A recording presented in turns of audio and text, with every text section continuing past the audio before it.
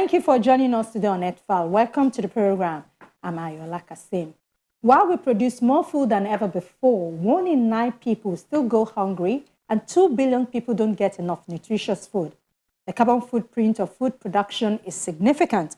So is the pressure agriculture puts on water resources.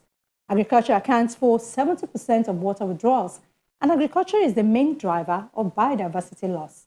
At the same time, 30% of food produced is wasted or lost after harvest before it even reaches the consumer. Food experts say there is a problem with our food system. Today on the program, we will look at how big this problem is and the solutions as well. So stay with us. In September 2020, a few weeks before harvest, a massive flood wiped out at least 2 million tons of rice farm in Kebbi State in northwest Nigeria. At least 450,000 hectares were destroyed in the country's main rice-growing state. This was more than 25% of the projected national output of 8 million tons. Farmers in Kano, Niger, Enugu, Jigawa, and Nasarawa also reported damage.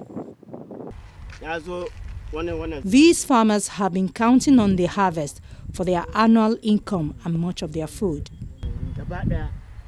With a fertile soil profile, improved cultivation practices, and committed productive farming population, Kebbi State has been the focal point for the federal government Anchor Borrowers Program, an initiative of the Central Bank of Nigeria, launched to achieve local production sufficiency in the country. Unfortunately, the 2020's floods diminished the hope of many of the farmers. And to compound the rice production problem in the country, on Saturday, the 20th of November 2020, non-state armed group operatives killed tens of civilian farmers harvesting rice farms in Zabamari community, some 15 kilometers outside Maiduguri, Borno State's capital, sparking outrage across the country and internationally. It is very clear to us that the only solution to this crisis is peace. We should always prioritize prevention in whatever we are doing, development where feasible, and humanitarian assistance where needed. Today, rural communities fear for their lives and that of their children. They have not yet gone back to the farms and dread the harvest is entirely lost. Violence and insecurity have pushed 7.4 million people in the central Sahel region of West Africa into acute hunger. The number of internally displaced people has risen from 70,000 2 years ago to nearly 1.6 million today, including over 288,000 in Mali, more than 265,000 in Niger, and over 1 million in Burkina Faso, which is now home to the world's fastest growing displacement crisis. The most recent official data indicates that 4.3 million people are currently critically food insecure in Borno, Adamawa, and Yobe states. And the number could reach up to 5.1 million over the lean season between June and August 2021. What do you feed the child with? Meanwhile, the result of the food insecurity is resonating beyond Nigeria's northeast.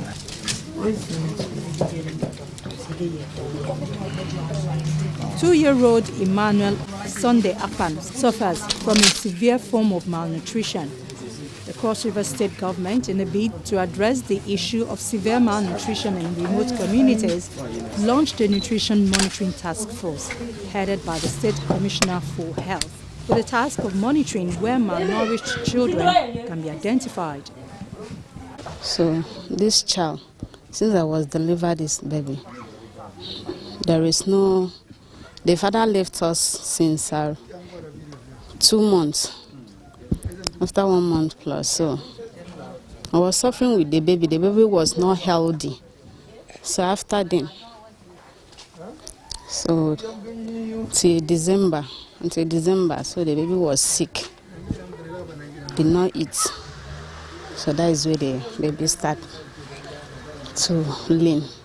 So last year was a very, very tough year for families and indeed children. all across the country, and I'm sure all across the world. While the concentration remains on COVID-19 and getting people tested and trying to build isolation centers, test molecular labs and the rest of it, our children who have been shut down, families who have lost their livelihood, and their children are being underfed, uncared for, are beginning to show very strong signs of malnutrition. We've been going through communities today as part of our monthly community assessment, as part of MSCH week, where we go to check for children, their nutritional status, and also try to see their immunization card, their ANC cards for pregnant women, and other indices. And we have picked up several severely malnourished children, children who are suffering from marasmus, marasmic kwashiorkor, and several others have been picked up from the community. Most of those kids are both 2 years old, but they are unable to sit, not to even talk of working or talk, or their cognitive reasoning zero, cognitive development, mental development. It's almost not happening because of the severe malnourishment that they do have. So basically, we are beginning to find these children all around, and it's part of the aftermath or part of the fallout of the COVID-19 on society and, of course, on children in society. For us as a government, we have a lot of work to do to try and cover up and meet up where we used to be. It used to be very difficult to find malnourished children in Cross River State, in Calabar. It used to be very difficult to find malnourished children in our villages just because we are close to the riverine area. And even though they might not have so much money, even though they might be amongst the very last quartile in society, however, they still had access to their farmlands, they still had access to their petty businesses that could put food on their table and help the nutritional status of their children. But from what you can see now, because all of that was put on a hold because of COVID, families are not able to take care of their kids, and we're having more and more children come down with severe malnutrition in communities. Today, experts say effort must be made to strengthen food systems. This refers to the constellation of activities involved in producing, processing, transporting, and consuming food. But too many of the world's food systems are fragile, unexamined, and vulnerable to collapse. As millions of people around the globe have experienced firsthand during the COVID-19 crisis, scientists agree that transforming our food systems is among the most powerful ways to change course and make progress towards all 17 Sustainable Development Goals. We need food systems in which healthy foods and nutrition services are affordable and within reach of every child, every young person, and every family, no matter who they are or where they live. Nigeria is one of the most important countries within that equation. It is a country with huge potential, and it's a country with a heavy burden. We need to do two things. First of all, unlock that potential so that nutritious foods are available, are affordable, and are in the mouths and stomachs of those children, those young people, and those mothers where it's so essential to be. Secondly, is to address the burden. The burden is staggering. 1/3, 1 in 3 children are potential for stunting.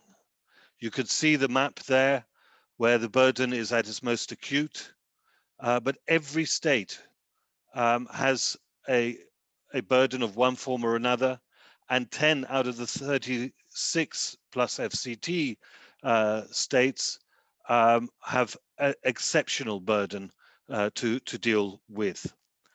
1 in 10 children are wasted. This impact is not only on children and young people, but it's also on adults. and has a direct implication to the human capital available to Nigeria.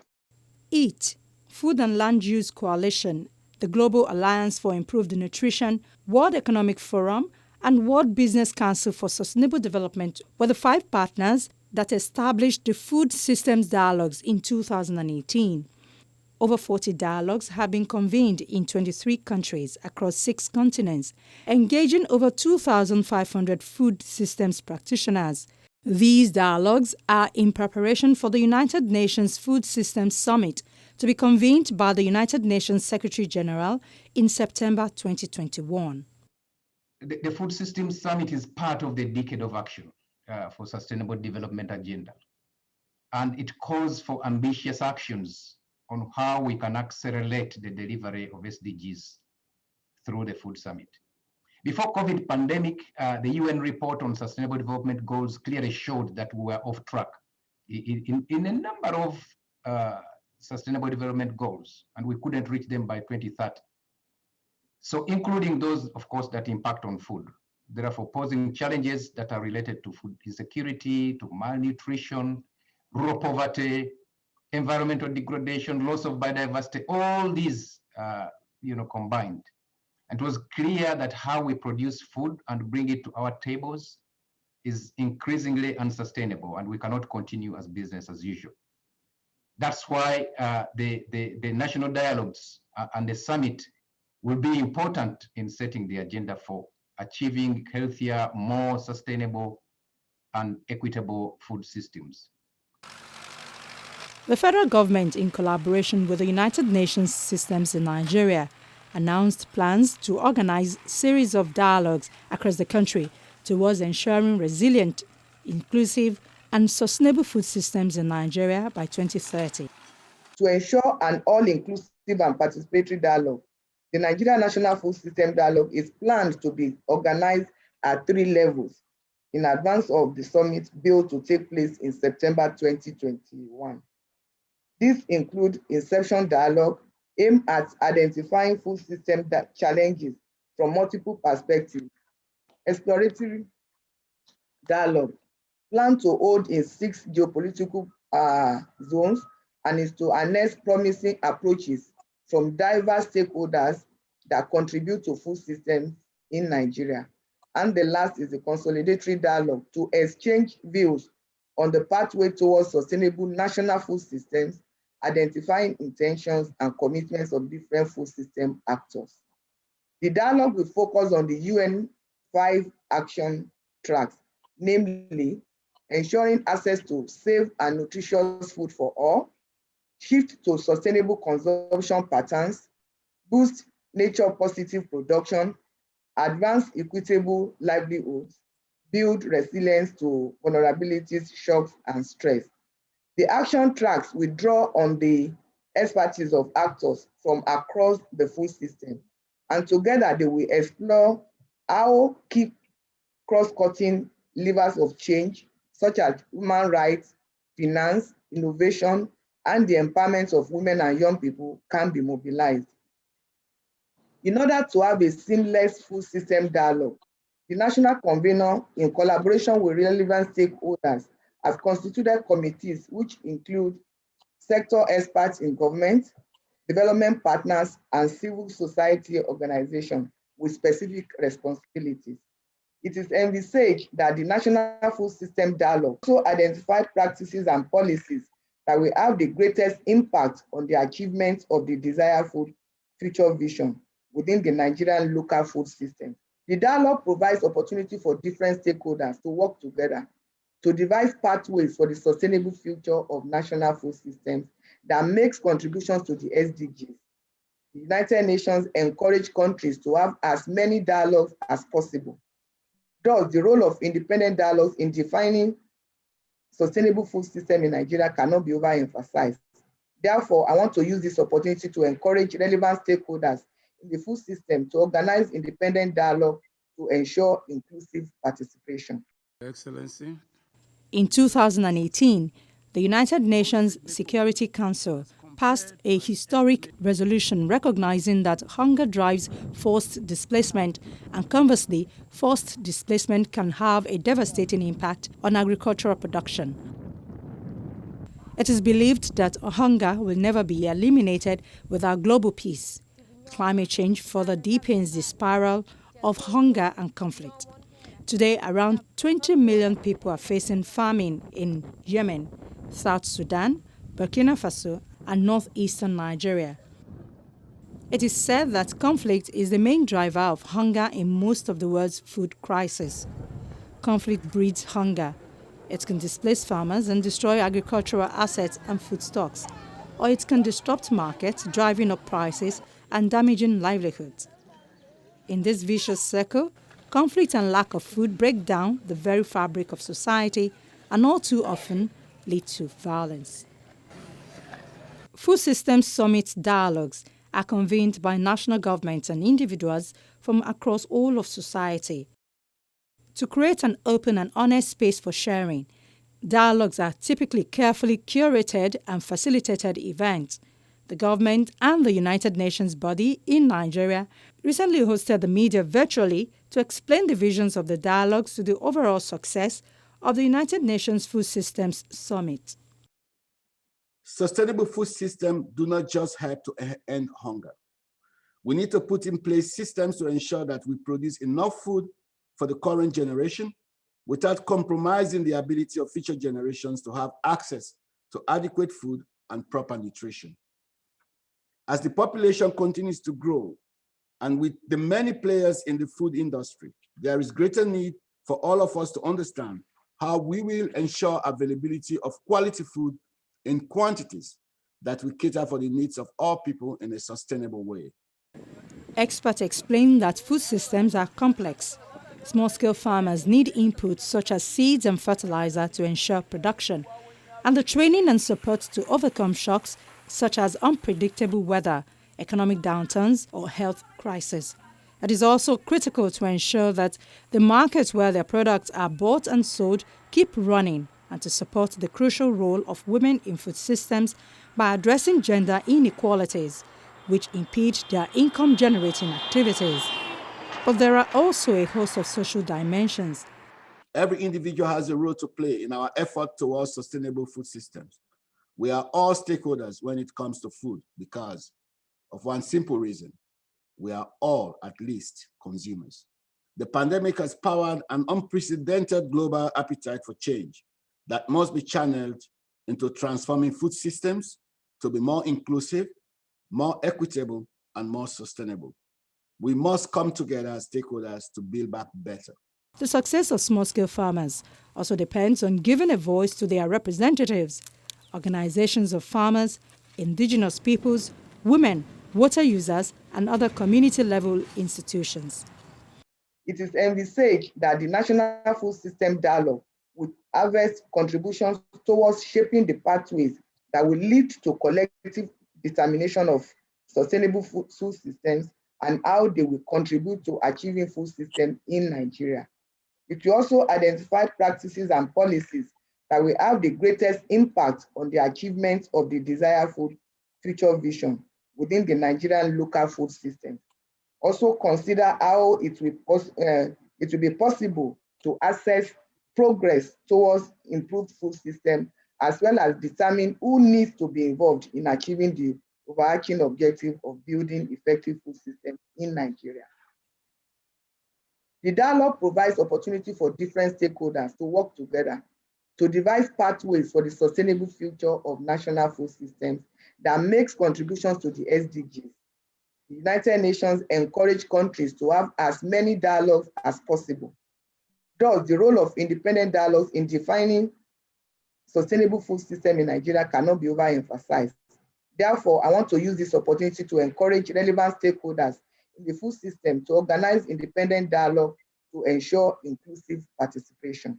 While many countries mention the agriculture sector in their nationally determined contributions, very few set targets in relation to other stages of the food system, such as food loss and waste reduction, sustainable diet or food consumption, Only 11 countries currently mention food loss in their NDCs, and not one country makes reference to food waste.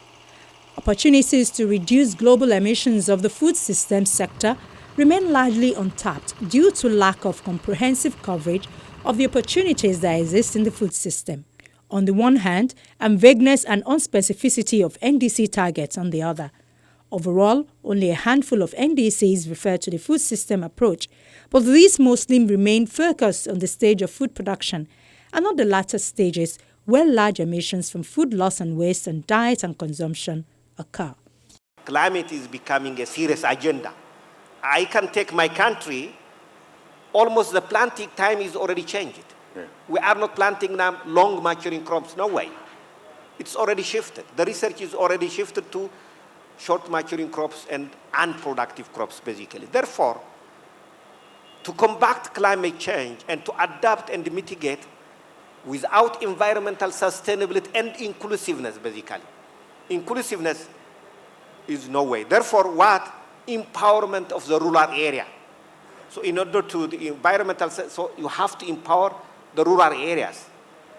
Infrastructure, electricity, hydropower, what have you. Those are very important elements, basically. Very good. The second very important element is technology. Technology is important to combat and to adapt climate change also. Adaptation to climate change, particularly for small-scale producers that comprise the majority of farmers around the world, will be necessary to efforts to eradicate poverty and hunger. Without adaptation, researchers now estimate that climate change could depress growth in global crop yields by 5 to 30% by 2050. The 500 million small farms around the world will be most affected. Moreover, farmers and other rural people constitute a significant portion of the 100 million people within developing countries that climate change could push below the poverty line by 2030. Already there are fears this may be happening faster than expected. East African nations have been battling with swarms of desert locusts since the beginning of 2020. During quiet periods, known as recessions, desert locusts are usually restricted to the semi-arid and arid deserts of Africa. However, the last 5 years have been hotter than any other since the Industrial Revolution and since 2009. In Takana County, people's livestock are competing for pasture with billions of hungry hoppers. As a result, goats are not producing enough milk to feed their families. Anna Amurai, a pastoralist, says she used to get 8 jugs of goat milk, but now only gets 1 from her goats. We now collect the milk for several days. Then we add water so that we can make enough tea for the children. Pastoralists are worried that there won't be enough pasture for their livestock as the dry season is approaching. Moses Areng is a pastor and member of Logon Livestock Association.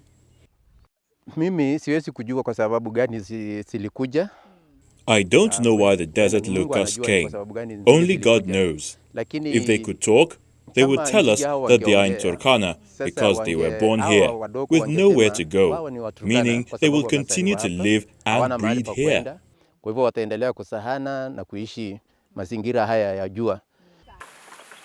Food experts have said at this challenging time, there is a need not to forget how important the world's 500 million small-scale farms are for building global peace and food security. The Food Systems Summit, they say, will be an opportunity to lay the foundations for the sustainable food systems of the future, as the peace and prosperity of future generations depend on it.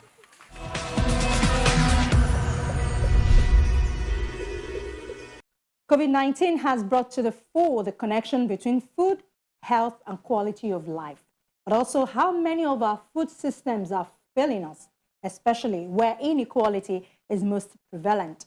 The urgency created by COVID-19 has created how quickly the global community can respond and adapt to existential threats. And we have been told it is this energy that must be channeled into transforming food systems to be more inclusive, more equitable, and more sustainable.